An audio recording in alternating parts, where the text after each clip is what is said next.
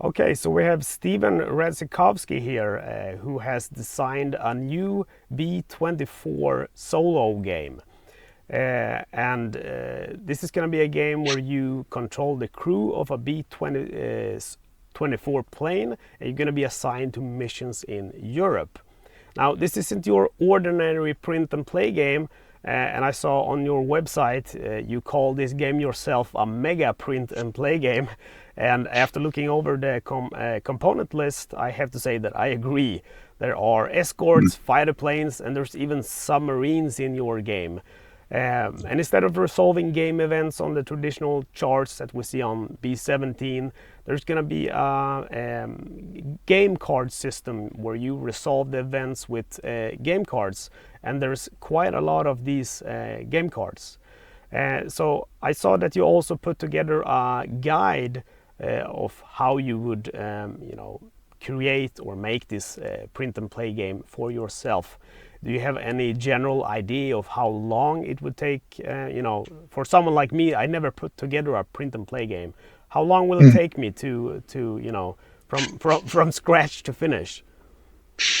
Well, thank you for having me on your show. I appreciate it.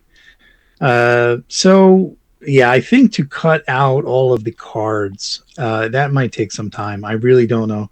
I think there's over 240 cards total, I think. And so that's also front and back. So that's a lot of cutting. And I'm not liable for any repetitive stress injuries that anybody endures while trying to cut out this print and play. But yeah, it is quite substantial. And I guess it would take a couple of hours to maybe assemble everything. Yeah, it's a little bit of an undertaking, but I think it's worth it in the end, I think. Yeah. So I saw that your crew will be challenged with completing 25 missions. And I looked through the component list and I could see there's a card for every mission. So is it correct that it's not going to be random missions, but you rather have a Right. predetermined mission plan? Yeah, I have a very loose sort of campaign setup. Starts at mission 1, ends at mission 25. There are some carryovers through the missions that kind of make it campaign. And the scoring system that I have for each mission also can add an element of uh, difficulty, either have a little more of a bonus or benefit going into the next mission, or having a little more challenge going to the next mission. And those things are also optional as well. You don't have to do that, but they're in there. You could play the game, you could play the missions randomly if you wanted to. It wouldn't be a big deal. But I did, like I said, set up a loose sort of sequence of events. Yeah. So if you play mission 1, is it always going to be the same, or is going to be differences to it if you play it again? If so, the flight to the target is always going to be different, because the randomness of the cards and the dice, what's going to happen on your flight. You might have an oxygen issue, you might have an engine fire, you might lose your bombardier or your pilot, God forbid, but that might happen. So there's always that randomness. The mission cards. So I like you said in the beginning, I tried to steer away from tables. So the missions over land don't really use tables. Uh, so there's a bombing site card. There's two cards to each mission. There's a dossier, which tells you how to build your mission deck and what your targets are going to be. And then there's a bomb site card that is a hand drawn. I did the whatever digital art in Photoshop. I painted like satellite view or bomb site view. So there's a top down view of your target with predetermined slots to bomb, and that is always the same in each mission. That bombing card doesn't change. Yeah. So what kind I of think that missions are we gonna get? I saw, for example, there were the submarine missions, and I right. guess Yeah. there's gonna be industry. What kind of missions are we gonna have in your game? So there's, well, I probably forgot to mention the target of opportunity. So there's sort of two mission types in the game. So the bombing missions over land. You've got AA batteries and factories and warehouses. There's some rail lines to bomb. That was a little challenging. I had to literally make all the rail myself and the little engine, little cars and everything. I had to make those home myself. It was actually fun. But so there's those kind of missions. What else? Then there's some coastal missions where you have to, try to take out the submarine pens and stuff like that. And then, like you said, there's naval missions. Right now, the only naval missions involve sub hunts. So you're out there with depth charges and you're trying to, take out the submarines. Okay. Yeah, sounds like a interesting mix of different missions, and I think the 25 mission concept is something that most of us are familiar with. We've seen it from Queen of the Skies to Target of Today, and Right. I was wondering, do you see this as kind of a Queen of the Skies as being an inspiration to True Hell and Back, and also how does it differ from Queen of the Skies? Okay, so I never played Queen of the Skies, but I am familiar with it. When I started doing this game, I looked at what some of the people were like talking about or asking in forums and stuff. And one of the things was, and we all know too from history, a 25 mission rule that kind of existed. So I wanted, there's a two-part answer to that. The first part is it seemed like people wanted 25 missions.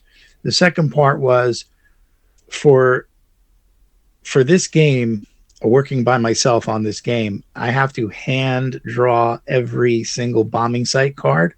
And I'm the kind of person, I really don't want to just reuse the same images, and I don't want to be lazy. So I have to make a new piece of landscape for each bombing card. And I thought, all right, I got to draw the line. Maybe 25 is the limit to where I before I kind of go crazy, hand drawing all of these. Yeah, these bombing we're cards. also going to have to print them out, so Right. You're going to have to print them out too. So I thought 25 is enough for the base game. For the base game, yeah. so if you complete 25 missions, how long could it possibly take game time wise? I think each mission, running the mission one time, it would probably take about an hour. It depends on like some, wargaming. Sometimes you don't have any resistance, you just get lucky, and then sometimes it's like everything is being thrown at you, even the kitchen sink. So I think on average about an hour Okay, so should take and take you. if you die on say mission 12 of the campaign, are you according to the rules, are you forced to restart, or can you just continue with a new life?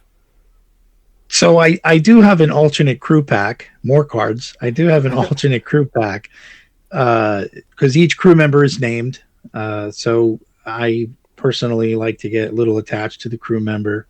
They're all named. They're all actual identities. They're fictional. They're not based on real people, but they're people in a sense in the game. So my preferred rule is if you lose that crew member, if he's killed in action, then he cannot fly on the next mission. You have to use a new crew member. But if you want to be frugal, you could just use the same card and put some tape over it or pretend he's somebody else. But my preferred method is losing that crew member. Crew members, there's also two versions. Again, when I designed the game, Dan, I wanted to be a little not too heavy. I wanted it to be a little easy. So there's not a huge amount of granularity to the game. So for the crew members, for example, there's two versions. There's a novice and a veteran. So each crew member has some stats that are used in the game. So at a certain point, you'll be able to flip over the card or use the card for the veteran person as well. But if you lose them, you should take them out of the game. Yeah. So if you lose all 10 crew members, would that mean you would replace them, or would you have to go back to mission 1? I would. So the other thing in the game, the print and play version, I think comes with, honestly forget, either 3 or 4 bomber cards. So I made our artwork for each bomber. I'm trying to think. There's like Big Fat Mama, Spirit of 76. There's No Time Like Now. There's different bombers you can fly in that fictitious 565 bomber group. So you could use the same crew cards, but then just be different people, or you can get the alternate crew pack, and then you can use it with your. Let's say you were flying in Big Fat Mama, and she gets shot down. Then you could fly the next mission with the other bomber card. So there's a little bit of that living world that you can create if you want to play like that and keep a log. Big Fat Mama, engine fire, crew bailed out over enemy territory. So then the next time you fly, you use the next bomber card, and you fly the mission like that. So that's available in the game. Yeah. Okay, so there's enemy fighters that's going to intercept you in some of your missions, and there's BF-109s, there's Focke-Wulfs. So could you take us through the process of enemy fighter interception? Sure. So when enemy fighters show up, there's a little morale system in the game as well, stress and morale. So you will sort of lose morale and stress as enemy fighters show up, and you'll gain them as they get shot down. So when the enemy fighter comes up, you'll adjust the morale. And if you have an escort available, there's P-47 escorts in the game. They will intercept the fighters, or they will have a chance to have combat between each of them respectively. The escorts get to shoot at the fighters, and the fighters get a chance to retaliate to the escorts. Now, after that is resolved, then it moves to the bomber versus the fighters, the interceptors. And then each crew member has a certain amount of ammunition, represented by the many dice in the game. Each crew member has actual ammo dice, representing the dice to track the ammo. And you get to roll those ammo dice in certain variables and see if you can hit the interceptors. Yeah, that's how the combat between the, like, it's the most simplest way to explain that. Do you roll for the German planes as well, or? Yeah, sure. The fighters, after the bomber gets to shoot first, the fighters then get to do their damage. Unless there's a special card, sometimes the fighters will get to actually fire first. Okay. But they have a chance. Oh, don't worry. Yeah, they certainly have a chance. Okay, so we're looking at 35 pages of rules in this game. And, I mean, doesn't necessarily need to say that it's a complex game, because I played games with lots and lots of rules, and it was, once you played it the first time, it goes smoothly. But I played other games with just 4 pages of rules that I constantly had to refer to the rules. But, how would you rate the complexity scale from 1 to 5 in this game? Yeah, if 1 is the lowest, I think I would say it's like 2.5. It's pretty simple, but since there's like there's a few moving parts and stuff. So the rule book, I really tried to make the rule book as detailed as possible, so that it doesn't leave too many things out, and be confusing. It's not hard to. I've taught the game to a couple of people, and it really wasn't. It wasn't. That's not why my beard got gray. Let's put it that way. It wasn't that hard. It wasn't that hard. Yeah, And the final, you just published a final version of the base game of Through Hell and Back as a free print and play game. And I also think you have plans to launch it on GameCrafter. Right. Just 2 days ago, I think it went live on GameCrafter. It is on the expensive side. I don't want to, act like it's not. It's just the size of the game. Yep. That ran the cost up. So I want to do a what's the word? A crowd sale. So if a bunch of people buy enough copies, the price will come down, because I would really like it. I would like it to be, 80 something reasonable, $80 or something. There's like 240 cards, I think, total. I think there's 2 game boards. And everything is hand done. All of the graphics are all, there are no 3D models. It's all thousands of layers in Photoshop of me painting. So I think the quality is kind of high. So yeah. Yeah, I mean, I think in general, if you look at GameCrafter, the prices are going to be higher than if you buy a retail game.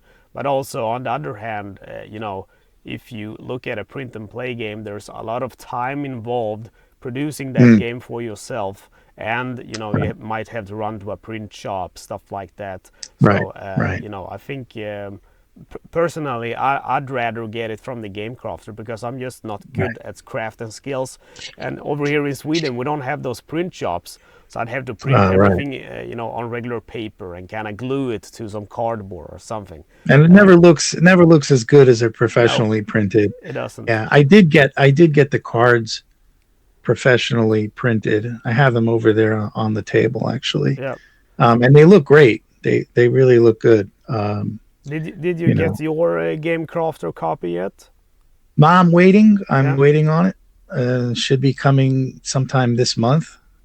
It's still in queue. I think it's like number 40 in queue. You'll have to send me some photos when you have it, so I can definitely share it on the channel how it looks. Yeah, definitely will. And you also are planning a co-op mode for it, right? Yes, I'm almost finished with the co-op mode. That's going to be available for people who want to play, maybe up to 2 or 3 players. It depends. Yeah. You're going to require a copy for each player, or can you? Yeah, each player. Correct. Sorry, each player will have to have a copy of the game, and then there will be a small copy of missions and some special co-op cards. So it kind of sounds, when you're talking about the crew, you have a base pack, and then you have an additional pack that you're planning on expanding things in this game world. So do you have anything more for Through Hell and Back for the future? Yeah, there are some more plans. I wanted to do the Plesty missions in Romania as the next expansion pack. I also have plans on getting the Pacific Theater involved, maybe cool. Some different bombers as well. Yeah, there's a lot of stuff on the drawing board. Yeah. Say again? 20th Air Force. Yeah, exactly. Yeah, it's all on the list. Yeah. Right, so you have your own website where you can download this game for free, and you also have a YouTube channel. Have you published anything about the game there? Yeah, there's some instructional videos and some playthroughs as well. Okay, Steven, it's been great to have you on the show. So, guys, look out for Through Hell and Back, free print and play game on Steven's website, which will be linked in the video description. And then you'll also find a link to the GameCrafter. I didn't even know it was on the GameCrafter. You haven't told me. So there's going to be a link to the GameCrafter where you can get Through Hell and Back. All right, Steven, see you later. Take care, Dan. Thanks for having me. Thank you, everyone, for watching. Bye-bye.